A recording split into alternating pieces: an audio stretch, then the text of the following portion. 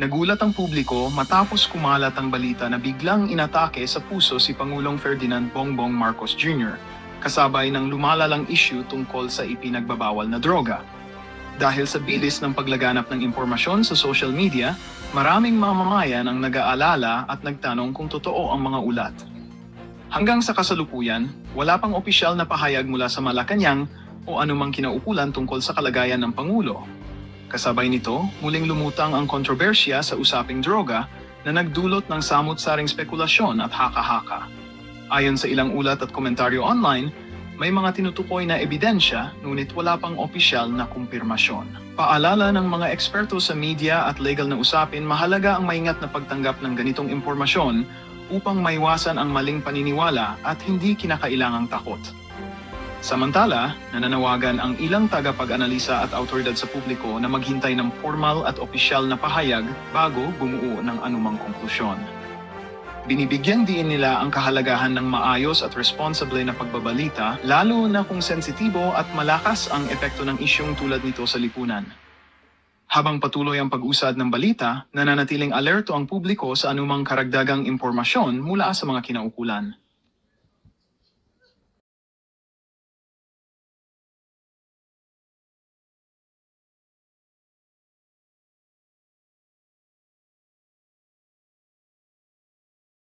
Meron doon, OFW, umiiyak for 19 years, 19 years, almost 20 years, nagpakatulong sa ibang bansa.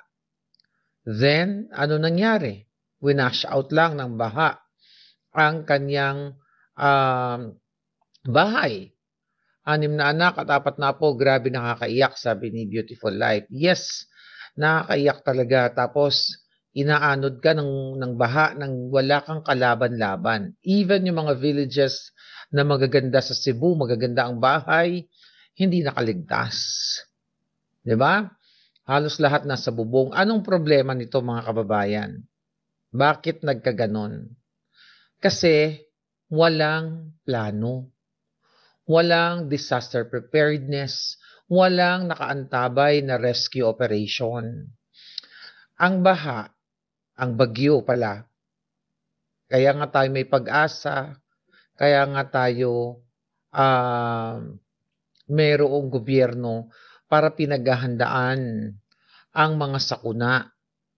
Dapat ito ay nililikas sila.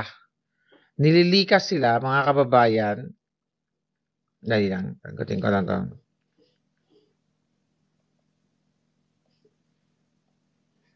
Okay. Nililikas sila para sila ay mailigtas yung kanilang buhay. Okay? Okay, sandali lang. Okay. So, para iligtas ang kanilang buhay. Walang mga boats na nakita tayo. Walang pagkain. Walang ayuda, walang tubig and everything, hindi sila nailikas, mamamatay talaga ang ating mga kababayan. Yun yung lagi kong sinasabi sa inyo mga palangga na kailan kayo kikilos kapag patay na kayo.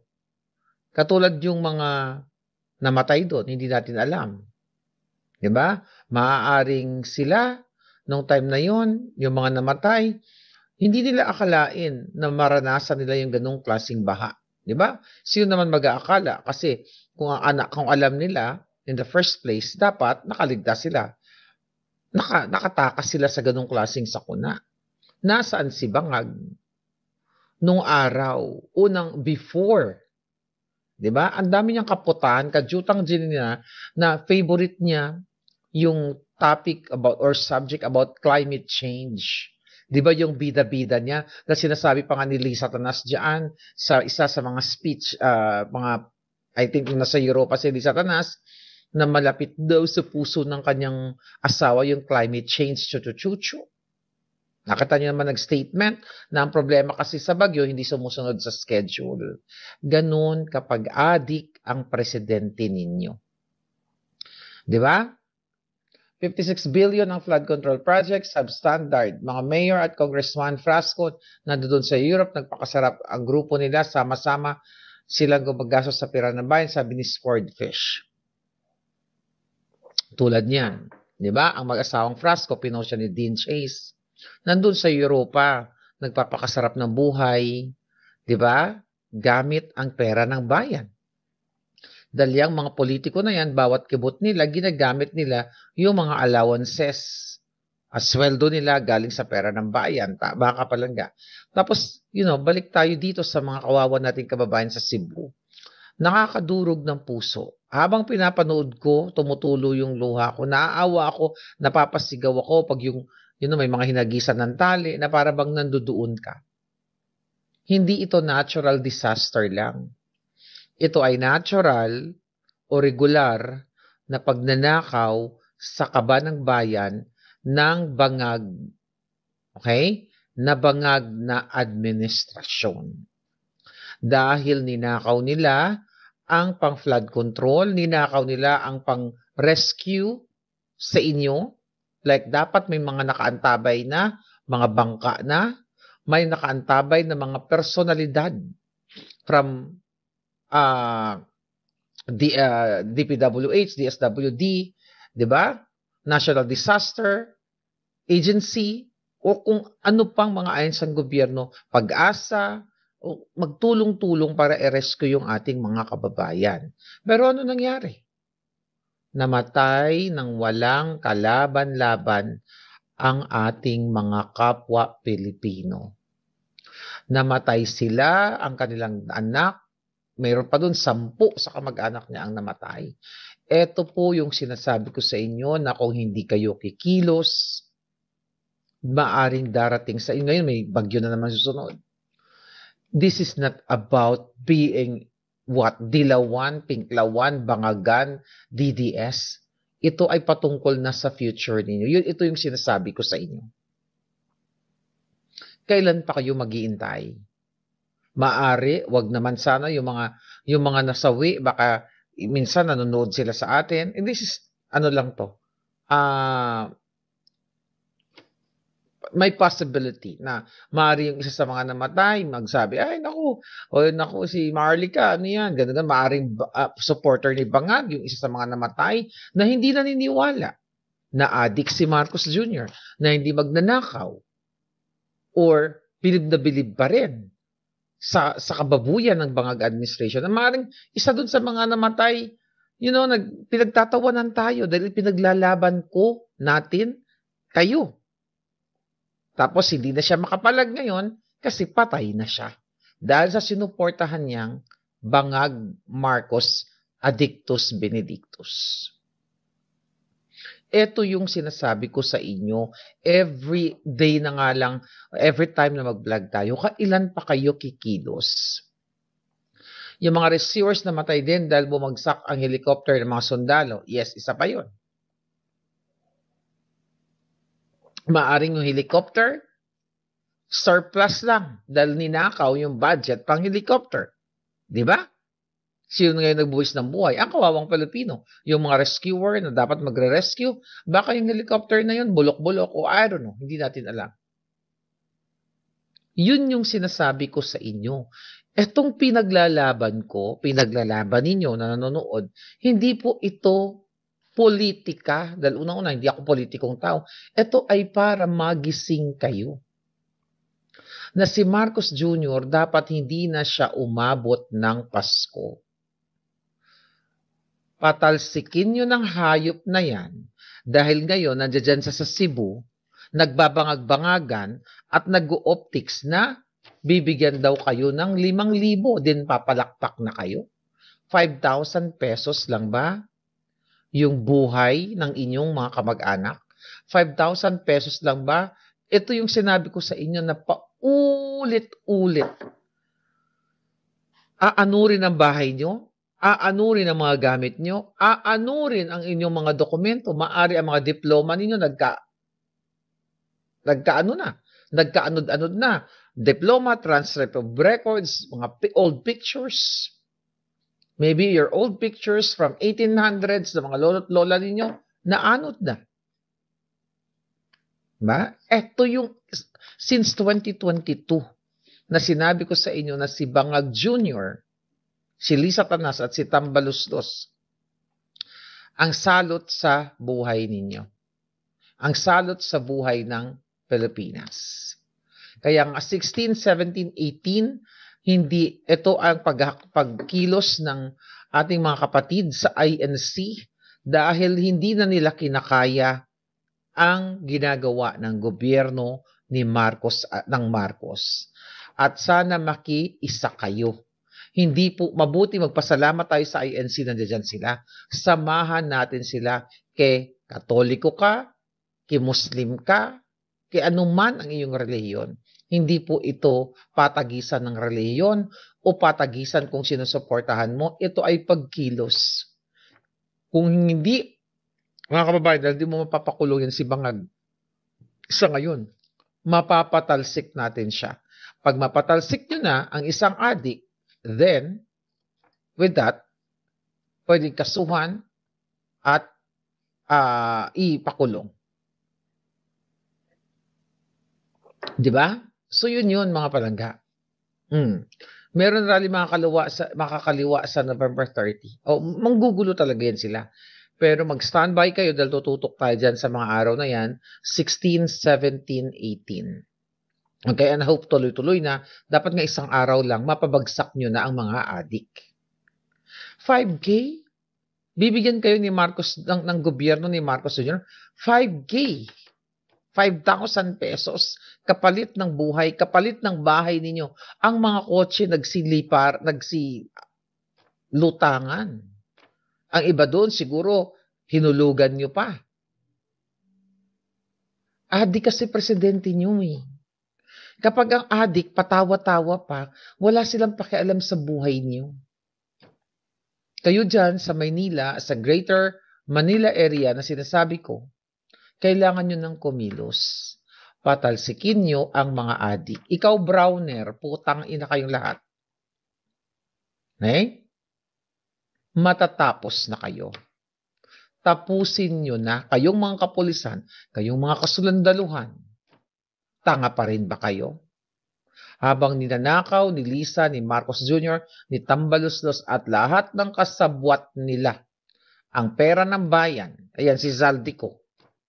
Tignan mo. Na yan ang sinisisi lahat ni Bangag Jr. Di ba? Pero hindi nila mapauwi, hindi nila mapahuli-huli. Kasi ayaw nilang hulihin. Di ba? Ayaw nila huli, hindi nga natin alam. Di ba? Baka meron ng ibang citizenship yan, si Zaldico. Dahil recently may post si Dean Chase na maaari, possible, okay, na meron ng other citizenship si Zaldico. Alam mo, kailangan, mga kababayan, ito yung post ni Dean recently. Okay? So, tignan natin. Diba? Na possible na nasa Cambodia siya based dun sa post ni Dean. Pero ang punto de vista dito, how many contractors, paulit-ulit na sinabi ni Senator Marcoleta, yung revelation ng mga Diskaya, 17 na congressmen, 67 na contractors, kasama yung kasabwat na contractor ni Sandro Marcos. Narinig nyo ba ngayon sa media? Nakikita nyo ba? Di ba hindi? Wala. Ang dinidin lang yung Diskaya at saka si Zaldico. Pero si Tambaluslos, ini-exit. Kumbaga, nilalabas na siya sa picture. Din yung mga 17 kongresista, wala na. Hindi na nila inuulat, kinakalimutan na nila. Yun yung sinasabi ko sa inyo. Kailan kayo kikilos sa Maynila? Kasi ganito pa rin naman yung balita, mga palangay. Ngayon, dyan sa Pangasinan, naka-alarma, magkakalindol. May possible na lindol. Sana lang kayo pupulutin. Imagine mo ang dilubyo. Hindi pa napunta ang dilubyo sa mga putang inang yan, ano? Minsan magtatanong ka sa Diyos, bakit hindi pa dinilubyo yung loob o magkandamatay na yung mga magnanakaw sa kaban ng bayan? Kailangan nyo ng kumilos, mga kababayan. Hindi ba kayo naawa sa itsura? Pwede mangyari yan sa Maynila. Huwag nyo nang antayin na mangyari sa inyo.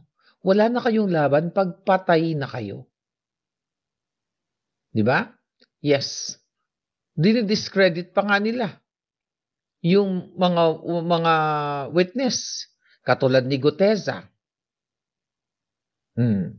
Dinidiscredit nila ang mga nagsalita dahil sa kinasasangkutan ni Tambaluslos. Sabi ko nga papunta na sa Malacanang yun. Dahil si Lisa Tanas, si Marcos Jr. ang tunay na kalaban ng bayan. Sila ang magnanakaw. Sila ang nakinabang sa flood control. Kaya nga sila walang pakialam sa inyo. Wala silang empathy, sympathy, wala silang puso. Pusong itim sila, mga kababayan. Yan ang katotohanan. Dami nagsasalita. Di ba, nung last 3 days ago, yung na naglalayag tayo, yun yung huling topic natin, putol-putol lang yung ating signal. Di ba? Tungkol kay panawagan ni yung artistang si Anjo Eliana na mag-hair follicle si Bangag.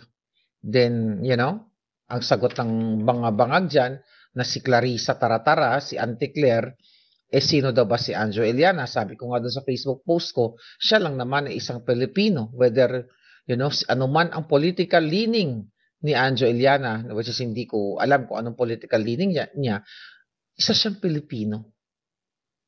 Hindi mo pwedeng tanungin ng administrasyong bangag na sino ka ba para mag-ask ng hair follicle test sa isang presidente. Addict nga si Marcos Jr. Ulitin ko po, 2024 July, may na isang taon, nung tinakot-takot din ako na nagpalabas daw ako ng AI.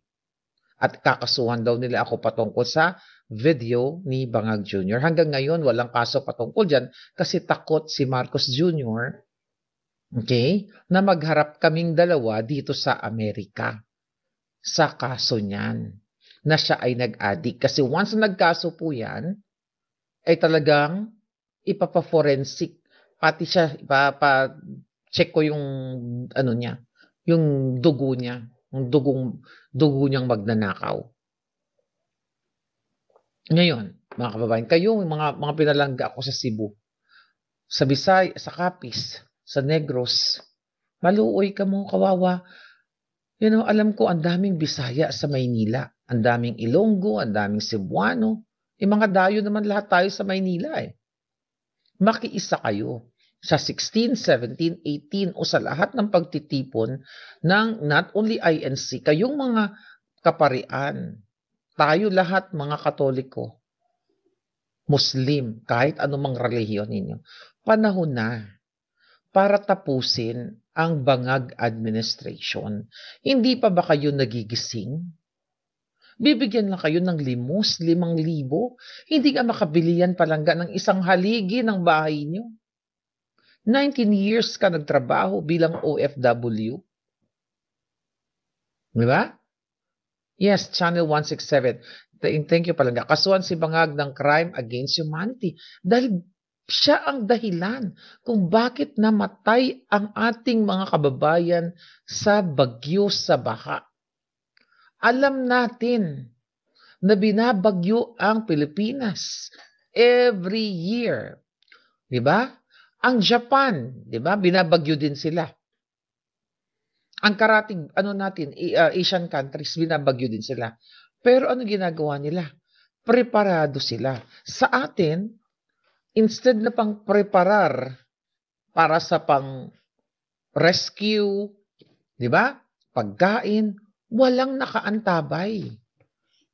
Alam naman ninyo na kapag nagbabaha, kapag sobrang bagyo, mamamatay ang mga kuryente dahil makukuryente yung mga tao doon. Di ba? Automatic yan. Di ba? Dapat nakaantabay na yung mga rescue operators doon or, rescue operation team. Nakita nyo, sabi ko nga mga palangga, since ilang 3 days ago na yan, ilang Araw na yung nakaraan. Ngayon lang nag-show up si Bangag, naka-sunglasses pa. Baka magapa yung mata niya sa puyat dahil nagsisinghot pa ang hinayupak na yan. Hindi yan magre-resign, sabi ni Love One sa Malacanang, sa TikTok post, TikTok natin. Si Bangag, wala yung planong umalis. Kaya nga, patalsikin nyo. I-pressure nyo. Pumunta kayo sa Menjola. Pumunta kayo sa malaking pagtitipon. At yung mga kapulisan na yan, mga kasandala na yan, sasama yan sa atin. Kaya ngayon, natataranta na si Bangag. Matatanggal na yung mga putang inang, yung mga hayop na yan. Maawa kayo sa mga bata. Maawa kayo sa kinabukasan ninyo. Ako, kung may power lang ako, tanggal na lang, hindi lang tanggal ang mangyayari sa mga yan. Diba sabi ko, ilibig sa kumunoy yang mga yan. Sobrang kawawa ang taong bayan. Itong mga tanga dito, meron pala nakakapasok dito sa TikTok, na mga tanga, sana hindi ka mamatay sa baha, gaga ka. Okay? Bangag ka pa rin, magaling si Bangag. Imagine mo, may mga nagsasabi pang, saan magaling si Bangag? Magaling magnakaw? Kung hindi ba naman mga julul? Di ba? Mga kababayan?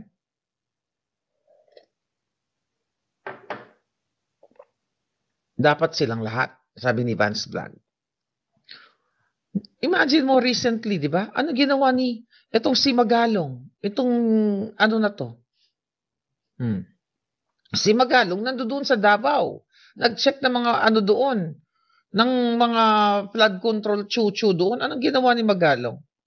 Okay?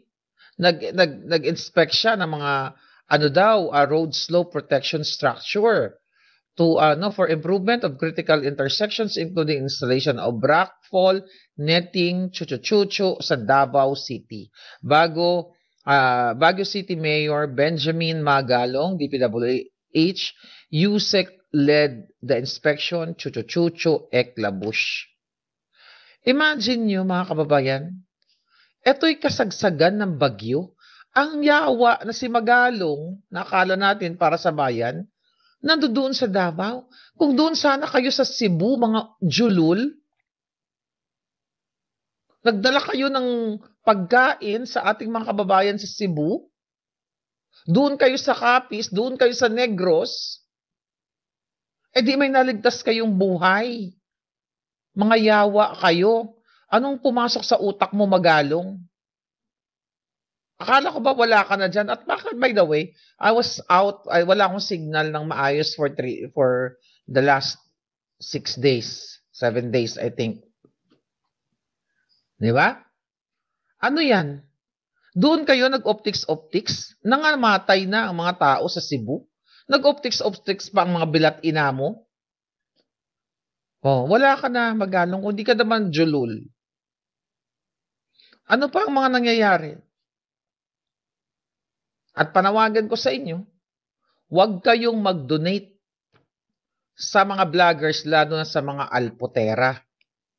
Hindi yan makakarating. Gagamitin na naman yan.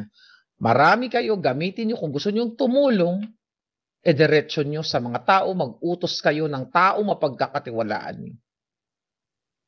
Kakawawain na nga, kawawa naman ng ating mga kababayan sa Cebu. Tignan mo, 5,000 lang ang ibibigay. Asan ang pabahay sa kanila? Dapat bigyan sila ng, my God. Yun yung sinasabi ko sa inyo. 20 years nyo. Yung iba doon na hinulugulugan yung bahay, baka hindi nyo pabayad. Saan kayo kukuha ng pera ngayon? Dahil hindi kayo nakipaglaban eh. Dapat noon, 2023 pa lang, natanggal na yung Bangag na yun. Kahit last year, nung inilabas ko ang pag-a-addict ni Bangag, baka sakali, natanggal si Bangag nung last year, hindi na nangyari ito dahil, itong flood control money o fund ay nabigyan sana ng tamang project ang inyong mga probinsya. Walang helicopter, walang boat. Excuse me. Sabi ni Loved One and Bing Conde, anong klaseng gobyerno? Walang gobyerno.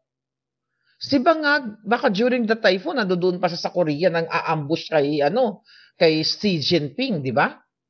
Noong mga moment na yon. Ngayon may parating na naman na bagyo.